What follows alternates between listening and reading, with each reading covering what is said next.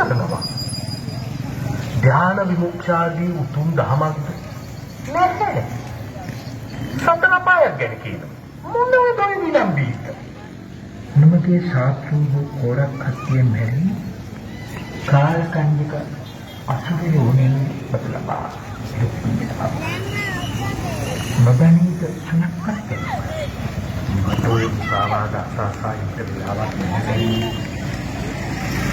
මේ යනවා. හා අතන සුනක්කත් ඔබලාහට පැටේ කාලෙකට තව ටික කාලෙකින් මේ ගෞතම කෞසලක ඔහු අට කම්පා කරනවා. ඒක කුමක් කරන්නද? ඔහුට කොරක් කතික